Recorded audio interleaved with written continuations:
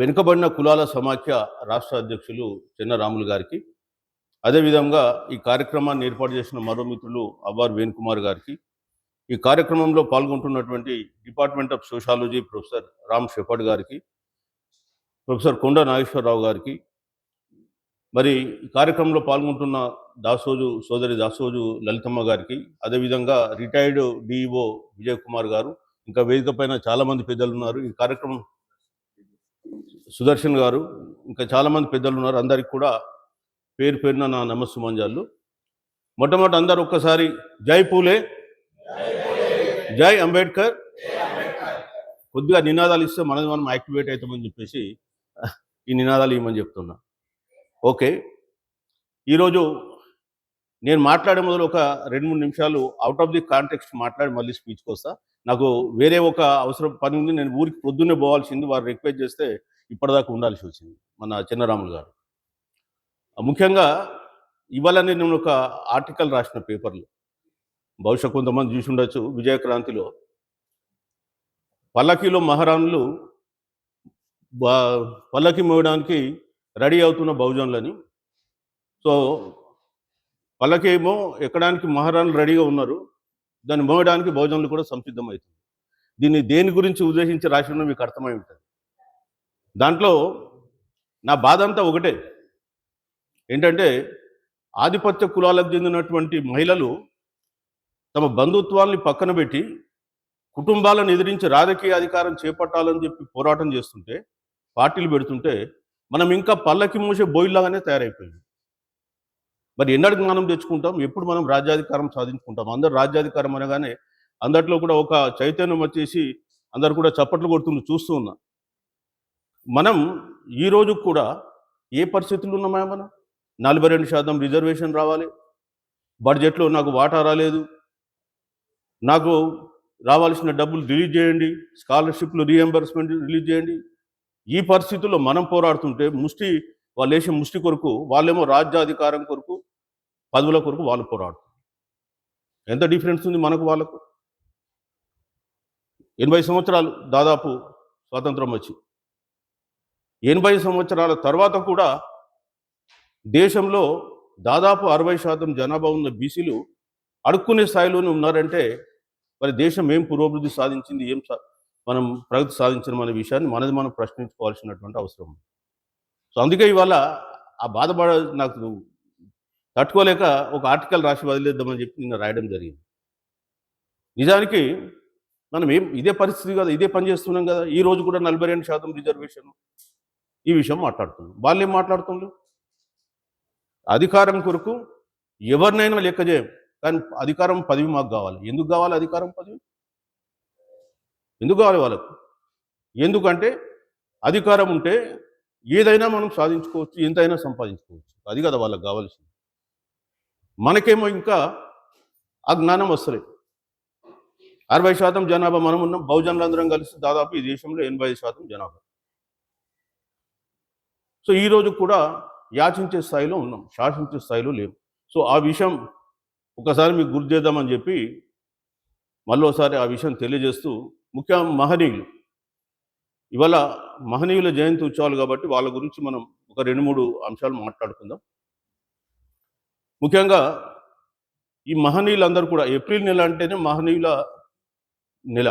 అనేక మంది మహనీయులు ఈ నెలలో జన్మించిండ్రు.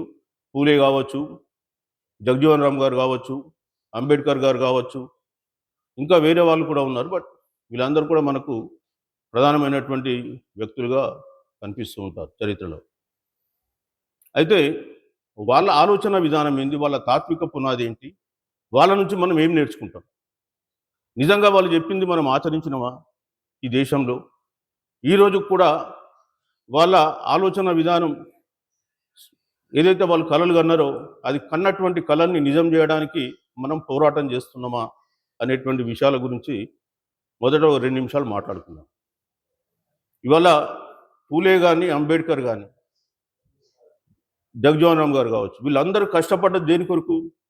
ఈ దేశంలో సామాజిక న్యాయం కావాలనే ఉద్దేశం. వీరందరి ఆలోచన విధానం ఒకటే, తాత్విక పునాదులు ఒకటే. ఏంటి? సామాజిక న్యాయం కావాలి ఈ దేశంలో. ఎందుకు? ఈ దేశంలో ఉన్నటువంటి నిచ్చెన మెట్ల కుల వ్యవస్థ ద్వారా శూద్రులు అతిశూద్రులు అనే వాళ్ళు వేల సంవత్సరములుగా అణిచివేయబడ్డారు. కాబట్టి ఆ వర్గాలు మిగతా వర్గాలతో సమానంగా ఎదగాలంటే వాళ్ళకు కొన్ని కాన్స్టిట్యూషనల్గా ప్రత్యేక ప్రొటెక్షన్స్ కావాలి, రక్షణలు కావాలనే ఉద్దేశంతో వాళ్ళు సామాజిక న్యాయం వైపు పోరాటం చేశారు. రెండోది, వీళ్ళందరూ కూడా కుల వ్యవస్థను సమూలంగా నిర్మించాలని చెప్పేసి మాట్లాడినటువంటి వ్యక్తులే. ఎందుకంటే ఈ దేశంలో పేదరికానికి, అణచివేతకు ప్రధానమైన కారణం కుల వ్యవస్థ. అదేవిధంగా విద్య ద్వారానే మనం విముక్తి చెందుతామని చెప్పేసి విద్యను మొత్తం కూడా ప్రబోధించినటువంటి వ్యక్తులు మహానుభావులు. మరి ఈరోజు మనం చూసుకుంటే తెలంగాణ రాష్ట్రము భారతదేశంలో విద్యలో కింది నుంచి మూడో స్థానం ఈరోజు కూడా. మీరు చూడండి, లెక్కలు తీసుకోండి, లిటరసీ రేట్ తెలంగాణలో ఎంతనో చూడండి, అందులో మహిళా లిటరసీ ఎంతనో చూడండి, అందులో ఎస్సీ ఎస్టీ లిటరసీ ఎంతనో చూడండి, అందులో రిమోట్ ఏరియాలో ఉన్న ఎస్టీ లిటరసీ ఎంత ఉందో చూడండి. This is what Telangana. అందుకనే విద్య లేదు కాబట్టే విముక్తి లేదు తెలంగాణలో. ఎందుకంటే తెలంగాణలో ఎన్ని ఉద్యమాలు చేసినా ఆ ఉద్యమాల అంతిమ ఫలితం మాత్రం తిరిగి ఆధిపత్య కులాలకే చేరుకుంటుంది. 1946లో సాయుధ తెలంగాణ పోరాటం చేసి 4,000 మంది అమరులైన రాజ్యాధికారం వాళ్ళది. మావోయిస్టు ఉద్యమాలు జరిగినా 4,000 మంది మావోయిస్టులు చనిపోయి ఉంటారు, 4,000-5,000 మంది. తిరిగి అధికారం వాళ్ళదే, సంపద కూడా వాళ్ళ చేతిలోనే ఉంది. నినాక మొన్న తెలంగాణ కుల సర్వే రిపోర్ట్ కూడా అదే చెప్తుంది. ఇక తెలంగాణ అనగానే మన దగ్గర అందరూ ఎలక్ట్రిఫై అయిపోతారు. ప్రతి ఒక్కరు చెప్తారు, నేను తెలంగాణ ఉద్యమంలో ఈ పాత్ర పోషించిన సార్ అంటాడు. అరే మరి ఇప్పుడు బీసీ ఉద్యమం నడుస్తుంది, ఇందులో ఎందుకు పాల్గొన్నారు అంటే ఏం మాట్లాడు. ఇన్ని తెలంగాణ తొలి దశ మలి దశలో కూడా ఒక 2,000 మంది అమరులై ఉంటారు. ఈ రాష్ట్రంలో 10-12,000 మంది అమరులైన గత 80 సంవత్సరాలుగా. ఇవాళ అందరూ మాట్లాడితే తెలంగాణ ఉద్యమంలో పాల్గొన్నాం మేము సార్, ఆ రోల్ ప్లే చేసినాం, ఈ రోల్ ప్లే చేసినాం అని చెప్తున్నారు కదా. మరి ఇవాళ నడుస్తున్న ఉద్యమం ఎవరి కొరకు నడుస్తుందండి? బీసీల కొరకు నడుస్తున్న ఉద్యమంలో నువ్వెందుకు పాల్గొన్నావు బీసీగా? ఇదే ఉస్మానియా యూనివర్సిటీ ఒక నర్వ్ సెంటర్గా తెలంగాణ ఉద్యమంలో పనిచేసింది. ఇవాళ బీసీల కొరకు జరుగుతున్న ఉద్యమంలో నువ్వెందుకు ఇందులో పార్టిసిపేట్ కావడం లేదు? అంటే అగ్రవర్ణాలు పిలిపిస్తే వారి నాయకత్వం కిందనే మీరు పనిచేస్తారా? నీ కొరకు నువ్వు పనిచేసుకోవా? ఏం నడుస్తుంది తెలంగాణలో? ఆ విషయం మనం ప్రశ్నించుకోవాలి. ఇక్కడ కూర్చొని మనం స్లోగన్లు ఇవ్వడం కాదు. ఇవాళ 42% రిజర్వేషన్ గురించి మాట్లాడదాం. రాజ్యాంగపరమైన ప్రొవిజన్స్ కూడా కొన్ని ఉన్నాయి, మనం మాట్లాడుకోవాలి. మీకు ఎంత ఒప్పుకుందో టైం ఉందో నాకు తెలియదు, బట్ ఒక 5-10 మినిట్స్లో మాత్రం నేను చెప్పదలుచుకున్నాను. భారత రాజ్యాంగం అనేది బీసీలు అంటే బ్యాక్వర్డ్ క్యాస్ట్లు అని నిర్వచించలేదు, బ్యాక్వర్డ్ క్లాసెస్ అని నిర్వచించి బీసీలకు తీరని అన్యాయం చేసింది. భారత రాజ్యాంగం రచనలోనే బ్యాక్వర్డ్ క్లాసెస్ అని పదం పెట్టి బ్యాక్వర్డ్ క్యాస్ట్ అని నిన్నబుంచింది ఈ దేశంలో. ఈ విషయం నేననేది కాదు, మన బీసీలకు ఆశాజ్యోతి అయినటువంటి శివశంకర్ గారు తన ఆత్మ పుస్తకంలో రాసుకున్నాడు. ఆయన ఎంత బాధ క్షోభ అనుభవించుంటే ఆ పదాన్ని ఆయన వాడి ఉంటాడు అనేది మనం అర్థం చేసుకోవాలి. వాస్తవానికి బ్యాక్వర్డ్ క్లాస్ అంటే ఎవరు? వాళ్ళని ఎట్లా గుర్తించాలి? అదే మన బ్రహ్మ పదార్థమా? దీనిపైన అనేకమైన తర్జన భర్జనలు జరిగినాయి. రాజ్యాంగంలో ఎక్కడ వీళ్ళని ఎట్లా గుర్తించాలి, ఎట్లా నిర్వచించాలనే పదం రాయలేదు. కోర్టులు రకరకాలుగా ఇంటర్ప్రిట్ చేసినాయి బ్యాక్వర్డ్ క్లాస్ అంటే. సో ఆర్టికల్ 16(4) మొట్టమొదటి రాజ్యాంగంలో ఉన్న ఆర్టికల్ ఏం రాశారు 16(4)లో? ఉద్యోగాలలో తగినంత ప్రాతినిధ్యం లేనట్టయితే బ్యాక్వర్డ్ క్లాసెస్ చెందిన వాళ్లకు రాష్ట్రం రిజర్వేషన్ కల్పించవచ్చు. రాష్ట్రం అంటే ఇక్కడ రాష్ట్రం కానీ దేశం కానీ. ఆర్టికల్ 16(4) ఇది ఒరిజినల్ ఆర్టికల్. చాలామంది ఏమనుకుంటారంటే రిజర్వేషన్లు మధ్యలో వచ్చినాయి అనుకుంటారు. కాదు, రాజ్యాంగ సభ ఆమోదించి రాజ్యాంగంలో చేర్చినటువంటి ఆర్టికల్ 16(4)లో విద్యలో అంటే ఉద్యోగాలలో ఎలాంటి వివక్షత చూపకూడదు అని ఆర్టికల్ 16(1) చెప్పినప్పటికీ 16(4)కి వచ్చేసి 16(1)లో ఏం చెప్పినామో అవన్నీ పక్కన పెట్టి ఉద్యోగాలలో సరి అయినటువంటి ప్రాతినిధ్యం లేని బ్యాక్వర్డ్ క్లాసెస్ వర్గాలకు రిజర్వేషన్ కల్పించవచ్చు. అక్కడ వాడిన పదం అడొకేట్ రిప్రజెంటేషన్. చాలా మందికి అర్థం కాదు. అడొకేట్ అంటే తగినంత, ఎంత అనేది వాళ్ళు రాయాలి రాజ్యాంగంలో, ఎంత అనేది రాయాలి. మనం ఇప్పుడు అడుగుతున్నాం ప్రపోర్షనేట్ రిజర్వేషన్, మా జనాభా దామాషా ప్రకారం మనకు రిజర్వేషన్ కావాలంటున్నాం. కానీ ఆర్టికల్ 16(4)లో ఏముంది తగినంత అని ఉంది పదం. తగినంత ఎంత అనే దానికి రాజ్యాంగంలో లేదు కాబట్టి కోర్టులు ఇంటర్ఫియర్ అయ్యి 50% దాటద్దు. ఇదే అంశాన్ని ఇందిరా సహాని కేసులో కూడా డిస్కషన్ వచ్చింది. ఇందిరా సహాని కేసులో జడ్జిమెంట్లో 1992లో మండల్ కమిషన్ దానిపైన జడ్జిమెంట్ రాసినప్పుడు 9 మంది జడ్జిలు దీని మీద కూర్చొని రాజ్యాంగ ధర్మాసనం దీనిపైన జడ్జిమెంట్ రాసింది. దాదాపు 14 అంశాల మీద వాళ్ళు తీర్పు వెలిబుచ్చింది. అందులో ఈ అంశం కూడా ఉంది, ప్రపోర్షనేట్ రిప్రజెంట్ వర్సెస్ అడొకేట్ రిప్రజెంటేషన్, పారా 763. సో దాంట్లో క్లియర్గా వాళ్ళు చెప్పినారు. సో మరి దీనికి ఎట్లా సొల్యూషన్ ఏంటి నేను మాట్లాడేటప్పుడు ఓకే. సో రాజ్యాంగం బ్యాక్వర్డ్ క్లాసెస్ అనే పదం మీద 16(4) తర్వాత ఆర్టికల్ 15(4) వచ్చింది మొదటి రాజ్యాంగ సవరణ ద్వారా. ఎందుకు మొదటి రాజ్యాంగ సవరణ చేయాల్సి వచ్చింది? ఇక్కడ ఉద్యోగాలలో రిజర్వేషన్ ఆర్టికల్ 16(4) చెప్పింది, కానీ విద్యా సంస్థల్లో రిజర్వేషన్ భారత రాజ్యాంగంలో ఎక్కడ లేదు మొదట రాసినప్పుడు. అప్పుడు చంపకై దురైరాజన్ కేసు అని తమిళనాడులో ఒక అమ్మాయి మెడికల్ ఇన్స్టిట్యూషన్లో రిజర్వేషన్ ఇస్తే బీసీలకు కొట్టేసింది, హైకోర్టు కొట్టేసింది, సుప్రీంకోర్టు పోతే కూడా కొట్టేస్తే పెరియార్ గారు ఉండి తమిళనాడు బంద్ ఇచ్చిండు ఆగస్ట్ 4, 1950. దెబ్బకు కేంద్ర ప్రభుత్వం దిగొచ్చి 1951లో మొదటి రాజ్యాంగ సవరణ చేసి ఆర్టికల్ 15(4) పెట్టి అందులో ఏమన్నారు, socially educationally backward classes, scheduled caste, scheduled tribes అని పదం వాడింది. ఎవరి సోషల్లీ ఎడ్యుకేషనల్లీ బ్యాక్వర్డ్ క్లాస్? మళ్ళొక విద్య. ఇక్కడనేమో backward class, article 16(4) backward class అంటే ఎస్సీ, ఎస్టీ, ఓబీసీ అని తర్వాత కోర్టులు వ్యాఖ్యానించారు. ఇక్కడ వస్తే సోషల్లీ ఎడ్యుకేషనల్లీ బ్యాక్వర్డ్ క్లాసెస్, ఎవడి వీడు ఎట్లా గుర్తుపెట్టాలి ఏం లేదు. ఆర్టికల్ 340 ఒక ఆర్టికల్ 340 రాసి అందులో ఒక బీసీ కమిషన్ పెట్టి ఆ బీసీ కమిషన్ గుర్తించమన్నారు. అయిపోయింది. బీసీల గురించి ఎవడు పట్టించుకోలేదు దేశంలో. ఇక కానీ ఎస్టీలకు వస్తే ఏం జరిగింది? ప్రపోర్షనేట్ రిప్రజెంటేషన్ పదం వాళ్ళకు ఒరిజినల్ ఆర్టికల్లో ఆర్టికల్ 330, 332లో ఏమన్నారంటే చట్టసభలలో అంటే పార్లమెంట్ లోక్సభలో ఎస్సీ ఎస్టీలకు జనాభా దామాషా ప్రకారం 10 సంవత్సరాలకు రిజర్వేషన్ ఇవ్వండి అన్నారు. అట్లనే 332లో శాసనసభలో ఇవ్వమన్నారు 10 సంవత్సరాలు. విద్యా ఉద్యోగాలలో ఎక్కడ కూడా ప్రపోర్షనేట్ రిప్రజెంటేషన్ వాళ్ళకు కూడా ఇవ్వాలని చెప్పలేదు, వాళ్ళ జనాభా దామాషా ప్రకారం. ఆర్టికల్ 335లో ఒక్క పదం చెప్పింది ఏంటంటే వాళ్ళ క్లెయిమ్స్ కన్సిడర్ చేయమన్నాడు, keeping in view the efficiency in the administration. దాన్ని దృష్టిలో పెట్టుకొని చట్టసభలనే ఇస్తున్నాం కాబట్టి విద్యా ఉద్యోగాల్లో ఎందుకు ఇవ్వద్దని చెప్పి వాళ్ళకు జనాభా దామాషా ప్రకారం విద్యా ఉద్యోగాలలో రిజర్వేషన్ కల్పిస్తున్నాం. విద్యా ఉద్యోగాల్లో కల్పించే రిజర్వేషన్కు టైం లిమిట్ లేదు. కొంతమంది తెలియక మాట్లాడుతుంటారు. మన ఒక పెద్ద మా మాజీ ఐఏఎస్ ఆఫీసర్ కూడా డిస్కషన్లో మాట్లాడుతూ ఒరిజినల్గా రాజ్యాంగంలో 10 సంవత్సరాలకే రిజర్వేషన్ ఉంది. తప్పది. విద్యా ఉద్యోగాలలో there is no time limit, only political representation మాత్రమే 10 ఇయర్స్కి ఉంది.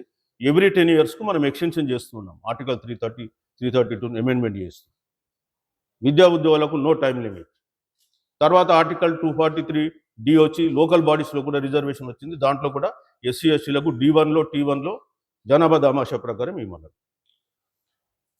ఇకపోతే బీసీలకు 50% సీలింగ్ దాటకుండా ఎస్సీ ఎస్టీలకు జనాభా దామాషా ప్రకారం ఇస్తూ మిగిలింది మాత్రమే బీసీలకు ఇవ్వమన్నారు. ఇది ఎప్పుడు వచ్చింది జడ్జిమెంటు అంటే మొట్టమొదట మనకు మైసూర్ ఉంది, Balaji versus state of Mysore కేసులో 1961లో ఈ జడ్జిమెంట్ వచ్చింది.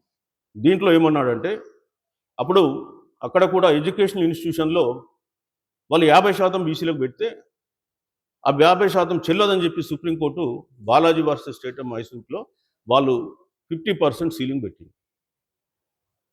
సో అదే దాన్ని మన దగ్గర కూడా అనంతరామన్ కమిషన్ వచ్చింది. ఈ అనంతరామన్ కమిషన్ దీన్ని దృష్టిలో పెట్టుకునే ఎస్సీలకు అప్పుడు ఉన్నటువంటి జనాభా ప్రకారం 15, ఎస్టీలకు 5 పోతే 20 పోతే 30 బీసీలకు ఇవ్వమన్నారు. కానీ అప్పుడున్న ప్రభుత్వం 25% ఇచ్చింది. ఒక 5% గ్యాప్ ఉండే. 5% గ్యాప్ను 2007లో వైఎస్ రాజశేఖర రెడ్డి గారు ముస్లిం మైనార్టీస్కు 14 కులాలను కలిపి బీసీ చేసి 4% వాళ్ళకి ఇచ్చారు. ఒకటి అట్లా 50% అయింది అది. ఇక పోతే బీసీలు ఎవరనేది గుర్తించడానికి ఈ దేశంలో ఒక కంక్లూజివ్ స్టేటస్ రావడానికి 47 సంవత్సరాలు పట్టింది. 92లో 45 సంవత్సరాలు పట్టింది. 92లో ఇందిరా సహాని కేసులో కులము కూడా ఒక వర్గమే అని చెప్పి తీర్పియాల్సి వచ్చింది. అంతవరకు ఎన్ని రకాలైనటువంటి రిజర్వేషన్ చట్టాలు తెచ్చిన అన్ని కొట్టేసింది కోర్టు. మన రాష్ట్రంలోనే తీసుకుంటే 1964లో మొట్టమొదట వైద్య వ్యవస్థలో సీట్ల రిజర్వేషన్ ఇస్తే అప్పుడు 1870 జీవోనే తెచ్చింది, కొట్టేసింది హైకోర్టు. కులాల పేరు మీద మీరు ఎట్లా ఇస్తారు? రాజ్యాంగం కులం అనలేదే, రాజ్యాంగం వర్గం అంది. మీరు వర్గంను ఎట్లా గుర్తించిండ్రు? కులాల పేరు మీద గుర్తించు కాబట్టి చెల్లదు. సిమిలర్లీ మళ్ళీ 68లో అనుకుంటా 112 కులాలను తీసుకొచ్చి బీసీలలో చేసి మళ్ళీ ఇస్తే అది కూడా 1860 ఎంత జీవో దాన్ని కూడా కొట్టేసింది. మళ్ళీ అనంతరామన్ కమిషన్ రిజర్వేషన్లో 92 క్యాస్ట్లను తీసుకొచ్చి ఇస్తే 1793 జీవో 1971లో ఇస్తే దాన్ని కూడా కొట్టేసింది. మొదటిదేమో సాగర్ కేసు, రెండోది వచ్చేసి బలరాం కేసు కొట్టేస్తే మళ్ళీ అప్పుడు సుప్రీంకోర్టుకి వెళ్తే సుప్రీంకోర్టు ఎస్ కులం కూడా ఒక క్లాసే అనేటువంటి ఇంటర్ప్రిటేషన్ చేస్తే అప్పుడు మనకు 72లో సుప్రీంకోర్టు జడ్జిమెంట్ మీద తెలంగాణ అంటే ఆంధ్రప్రదేశ్ సంయుక్త ఆంధ్రప్రదేశ్ రాష్ట్రంలో రిజర్వేషన్ వచ్చింది. అంటే ఎన్ని సంవత్సరాలు పట్టింది? 25 సంవత్సరాలు పట్టింది. ఇక కేంద్రంలో పోతే 93 దాకా రాలేదు. కేంద్రం స్టోరీ నేను చెప్పాను కదా. ఇప్పుడు కేంద్రంలో ఆర్టికల్ 340 పెట్టాలి, అందులో బీసీ కమిషన్ వేయాలి, వాళ్ళు గుర్తించాలి. మొట్టమొదట 1953లో కాలేల్కర్ కమిషన్ అని కమిషన్ వేశారు. వాళ్ళు గుర్తించి కొంత 2499 కులాలు బీసీ కులాలని ఇస్తే నెహ్రూ ఇంకా ఈ దేశంలో కులాలేంటి అని చెప్పేసి రిపోర్ట్ను పార్లమెంట్లో ప్రవేశపెట్టకుండానే రిజెక్ట్ చేసి 1961లో ఒక మెమో ఇచ్చిండు రాష్ట్రాలకు. ఇక బీసీలను గుర్తించే పని మీదే, బీసీలను ఆర్థిక పరంగా గుర్తించండి అన్నాడు, కులాల పరంగా కూడా కాదు. ఆయన ఇచ్చిన మెమో దెబ్బకి అవన్నీ పోయినాయి. ఆ 1961 తర్వాతనే మన రాష్ట్రంలో కూడా కొంత పని జరిగింది బీసీలను గుర్తించేది. ఇంతకుముందు నేను చెప్పిన జీవోలు ఇక కేంద్రం పట్టించుకోలే. మళ్ళీ జనతా గవర్నమెంట్ వచ్చినప్పుడు వాళ్ళ ఎన్నికల మేనిఫెస్టోలో ఉండే మేము సెకండ్ బీసీ కమిషన్ పెడతాం, బీసీలకు రిజర్వేషన్లు ఇస్తామని చెప్పి 77లో జనతా గవర్నమెంట్ వస్తే అప్పుడు అక్కడ ఉన్నటువంటి యాదవ్ సోదరులు, ముఖ్యంగా మనం అనుకునే ములాయం సింగ్ యాదవ్ కావచ్చు, లాలూ ప్రసాద్ యాదవ్ కావచ్చు, శరద్ యాదవ్ కావచ్చు, అదేవిధంగా రామ్ మనోహర్ లోయ శిష్యులు చరణ్ సింగ్ గారు, వీళ్ళందరి ప్రెషర్ తోటి మండల్ కమిషన్ పెట్టిండు ఆయన. ఆ మండల్ కమిషన్ రిపోర్టు ఇచ్చేలోపల మళ్ళీ ఎన్నికలు జరిగి మళ్ళీ ఇందిరాగాంధీ వచ్చి కూర్చుంది సీట్. ఆ రిపోర్ట్ ఇచ్చిండ్రు, ఇందిరాగాంధీ వచ్చి కూర్చుంది, మళ్ళీ తీసుకుపోయి మళ్ళీ దాన్ని మూలకు పాడేసిండ్రు.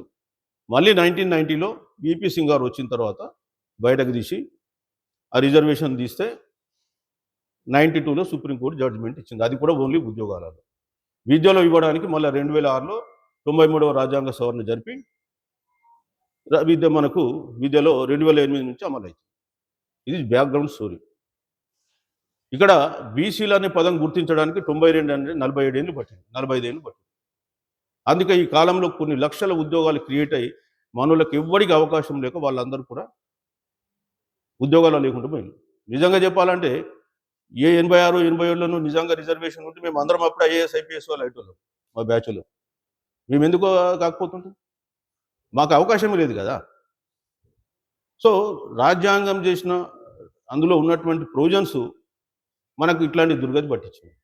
అందుకే బీసీలలో ఐక్యత లేదంటే బీసీ అనే పదము ఓబీసీ అనేది గుర్తించడానికి 93 అయింది, ఇక్కడ 73 అయింది. కాబట్టి మనం అంతా కూడా ఒక 40-50 ఏళ్ళ కిందటి నుంచే ఈ బీసీలు ఓబీసీలు అనే కాన్సెప్ట్ డెవలప్ అయింది. షెడ్యూల్డ్ క్యాస్ట్, షెడ్యూల్డ్ ట్రైబ్ అనే పదం మీరు తీసుకుంటే రాజ్యాంగంలో అంటే స్వాతంత్రం రాకముందు మొదలు డిప్రెస్డ్ క్లాసెస్ ఉన్నారు. వాళ్ళు డిప్రెస్డ్ క్లాసెస్ పోయి 1935లో షెడ్యూల్డ్ క్యాస్ట్ అన్నారు. 1935 యాక్ట్ షెడ్యూల్డ్ క్యాస్ట్ అంది. కాబట్టి వాళ్ళు ఆ కాలం నుంచే ఉన్నారు కాబట్టి వాళ్ళలో యూనైట్ ఎక్కువైంది. మనం ఈ మధ్య వచ్చినాం కాబట్టి కొంత యూనిటీ తక్కువ ఉంది. 1935లో షెడ్యూల్డ్ క్యాస్ట్ చెప్పినప్పుడు ఆ యాక్ట్ తీసుకొచ్చింది ఇండియా గవర్నమెంట్, అంటే బ్రిటిష్ గవర్నమెంట్. ఆ యాక్ట్లో కూడా చెప్పిండు ఒక పదం, నేను చెప్పాలని వద్ద కానీ చెప్తున్నాను. ఏంటి అంటే కన్వర్టెడ్ క్రిస్టియన్స్ ఆర్ నాట్ ఏసీస్ అని చెప్పి అందులోనే రాశారు వాళ్ళు. ఇవాళ వాదం జరుగుతుంది, సరే పక్కన పడేద్దాం, నేను దాంట్లో డెప్త్ పోదలుచుకోవాలి. ఇక పోతే 92లో ఇందిరాసాని కేసులో జడ్జిమెంట్ వచ్చినప్పుడు మనకు రిజర్వేషన్ రాకని మొదలే పివి నరసింహారావు గారు అసలు ఆయన గాబరా పడిపోయి ఓసీలకు ఎట్లా అని చెప్పి 10% ఈడబ్ల్యూఎస్ రిజర్వేషన్ ఇచ్చేశాడు. ఇప్పుడు 91లో ఒక మెమో, మనకంటే మొదలు 91లో మెమో ఇస్తే 92లో అదే ధర్మాసనం స్టడీ చేసి ఆర్థికపరమైన రిజర్వేషన్లు రాజ్యాంగపరంగా చెల్లవని చెప్పేసి 9 మందిలో 8 మంది కొట్టేసింది. 9 మందిలో 8 మంది కొట్టేసింది. కొట్టేస్తే మొన్న బీజేపీ గవర్నమెంటు 2019లో జనవరి 8లో ఈడబ్ల్యూఎస్ రిజర్వేషన్ బిల్లు పెడతారు. 7th cabinet decision, 8th Lok Sabha, 9 Rajya Sabha, 12 రాష్ట్రపతి ఆమోదం, 14 నుంచి దేశవ్యాప్తంగా అమలు. ఇవాళ తెలంగాణలో ఏం పరిస్థితి ఉందా? నిన్నాక మనం కులగణన జరిపి మీరే రిపోర్ట్ ఇచ్చిండ్రు. 56.33% బీసీ పాపులేషన్ అన్నారు. ఓసీ పాపులేషన్కి వచ్చేస్తే 12.83 కోట్లు లేదు. అంటే మీరు 15 ఏదో 55-35 రాసిండ్లు. అందులో కులం చెప్పని వాళ్ళు 12 లక్షల మంది ఉన్నారు. వాళ్ళని తీసేస్తే మొత్తం 12.85% ఉంది. 12.85%లో ఇప్పుడు 8 లక్షల సీలింగ్ ఉంది ఆర్థికంగా. తెలంగాణలో ఉన్న భూములలో 4.7% జనాభా ఉన్న వీళ్లకు 13.5% భూములు ఉన్నాయి. మరి ఆ భూముల్ని ఆదాయాన్ని క్రైటీరియా తీసుకుంటే మీరు 4% కూడా రారు. 4% లేని జనాభాకు 10% రిజర్వేషన్ ఇస్తారు. ఒకటి ఎస్సీ ఎస్టీలకు జనాభా దామాషా ప్రకారం ఇస్తారు.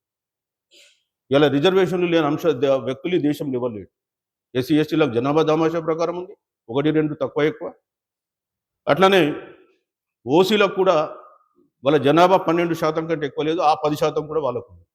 మరి ఇక్కడ 56% అని చెప్పిన నువ్వు బీసీలకు 29% రిజర్వేషన్ ఎట్లా ఇస్తావు?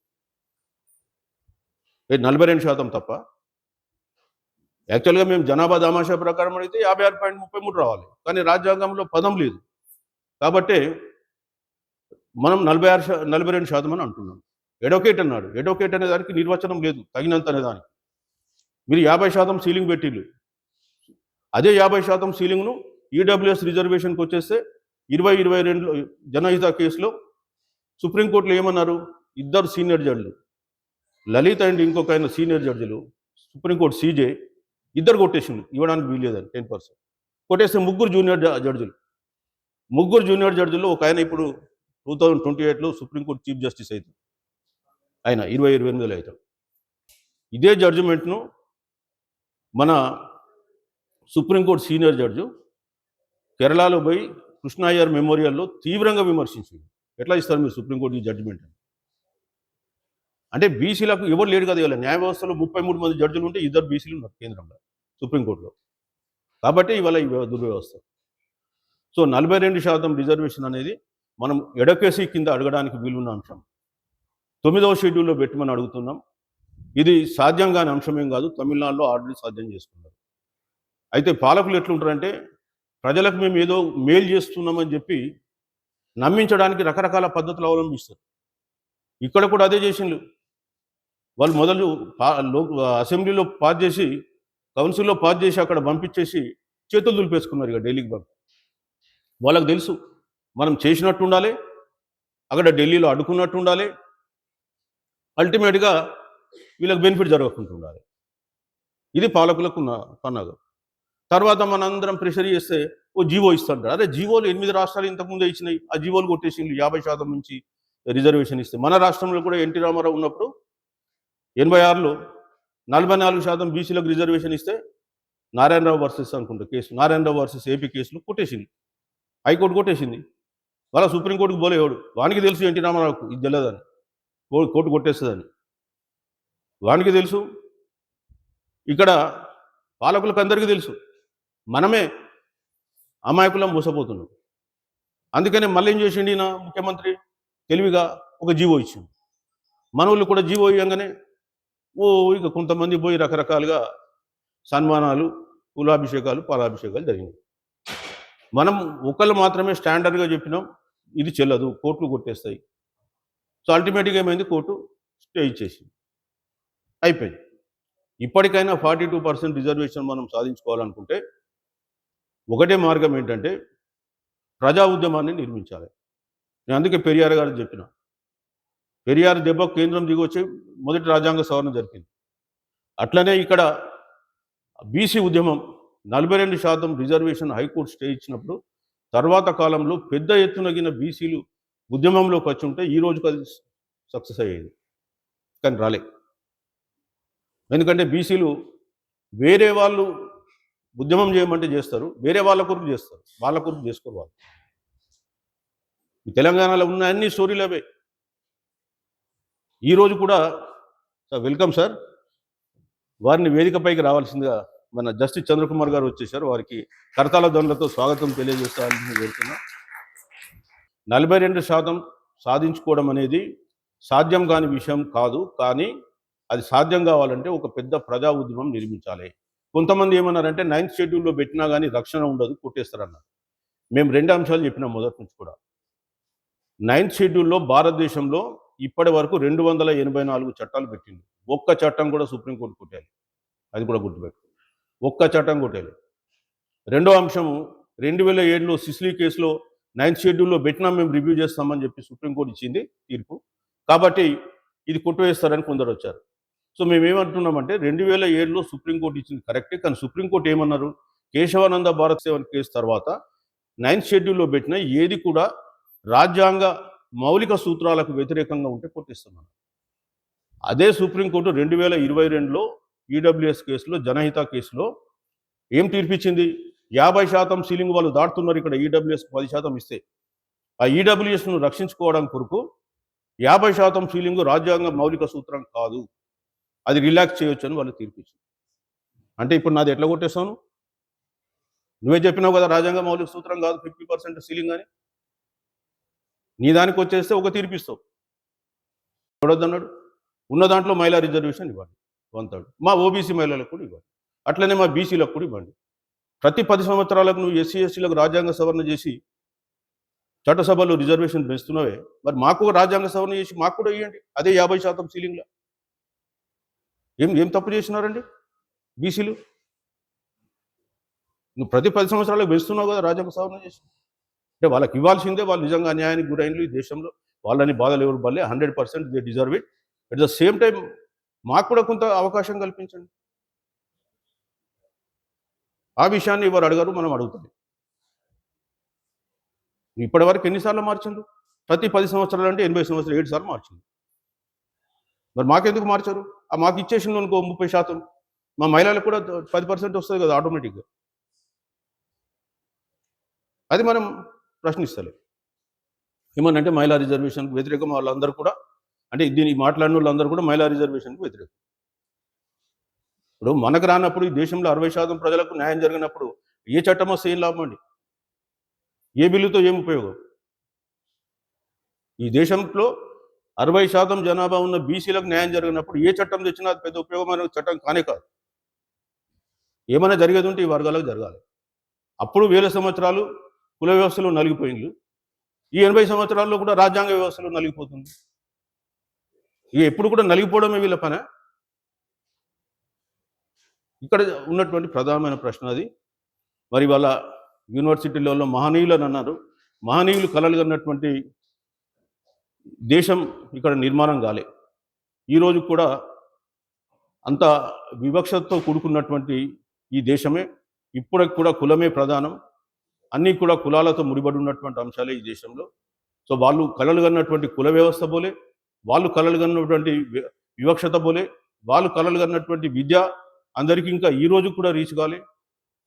రాజ్యాంగం కలలు కన్నటువంటి సామాజిక న్యాయం కూడా ఇప్పటి వరకు కూడా అందరికీ రీచ్ కాలే. కాబట్టి ఈ రీచ్ అయ్యేంత వరకు ఈ దేశంలో ఈ పోరాటాలు తప్పవు. బీసీలు అనే వాళ్ళు కొద్దిగా గతంలో ఎన్నో ఉద్యమాల్లో పాల్గొని ఎన్నో వందల మంది, వేల మంది ప్రాణాలు అర్పించినటువంటి చరిత్ర ఉన్న గడ్డ ఇది. ఇప్పుడు జరుగుతున్న ఉద్యమం మాత్రమే బీసీల కొరకు జరుగుతున్న ఉద్యమం అని తెలుసుకొని ఉస్మానియా యూనివర్సిటీ లాంటి ఒక పోరాటాల గడ్డ, అనేక విప్లవాలకు కేంద్ర బిందువు, ఈ బిందువు ఆధారంగానే మరి రాబోయే కాలంలో ఒక పెద్ద ఉద్యమం నిర్మించాలి. ఇంకో విషయం కూడా చెప్తున్నా, ఇవాళ అగ్రపాల మహిళలు మళ్ళీ ఇవాళ పాలిటిక్స్లోకి పార్టీలు పెట్టి వచ్చేసి మీకు తెలుసు.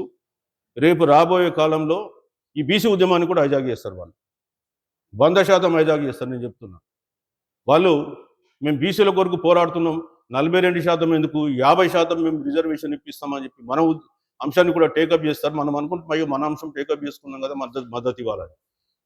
కాదు. ఒకటి గుర్తుపెట్టుకోండి, ఎప్పుడైనా సరే రాజ్యం పోరాటం చేసినోడికే చెందుతుంది. మళ్ళీ తీసుకెళ్ళి మళ్ళీ ఆధిపత్య కులాల చేతిలో మళ్ళీ రాజ్యం పెట్టకూడదు. ఎట్టి పరిస్థితుల్లో తెలంగాణలో నెక్స్ట్ గవర్నమెంట్ వస్తే అది బీసీలకు సంబంధించింది, బహుజనులకు సంబంధించింది రావాలే తప్ప మళ్ళీ ఆధిపత్య కులాల నాయకత్వంలో పనిచేయదు. వాళ్ళ రాజ్యాధికారం వాళ్ళకి రానియకుండా మనం అడ్డుకోవాలి. ఆ విషయం కూడా మీరు దృష్టిలో పెట్టుకోవాలని తెలియజేస్తూ నాకు ఈ అవకాశం ఇచ్చిన మీ అందరికీ ధన్యవాదాలు తెలుపుతూ సెలవు తీసుకుంటున్నాను. Thank you.